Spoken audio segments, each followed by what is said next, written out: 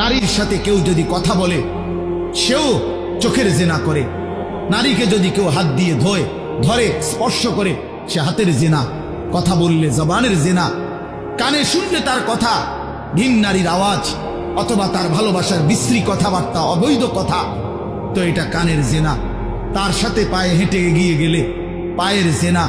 অন্তর দিয়ে কল্পনা করলে নারীকে নিয়ে অন্তরের জেনা।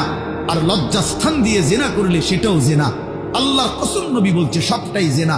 চোখেরটাও জেনা, হাতেরটাও জেনা, পায়েরটাও জেনা, দিলেরটাও জিনা, মুখেরটাও জিনা, শব্দটাও আবার লজ্জাস্থানেরটাও জিনা। অতএব যে কোনো স্বামী স্ত্রীর সম্পর্ক ব্যতীত ভিন নারী, ছবি হোক বাস্তবে হোক, নারীর সাথে যার সম্পর্ক, আল্লাহর কসম, রব্বে কাবার কসম, সে ব্যভিচারী, লম্পট, দুশ্চরিত্র, জেনাকার।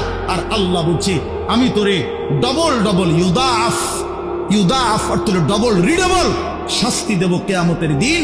ওয়ায়াখলুদ ফীহি মুহানা, এবং আল্লাহ বলে তারে বেইজ্জতি কইরা, লাঞ্ছিত কইরা চিরস্থায়ী জাহান্নামে ফেলে দেব।